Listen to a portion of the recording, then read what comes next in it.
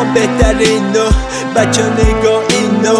این کس همون عشقه که میسای زشته اومد دستم رشته یه کلام تو چیزی که نباید باور شد همین که سال من خدایا شد یعنی به این زودی از یادم بود قابل پیشبینی ما غیر قابل پیشبینی ترک جدیده و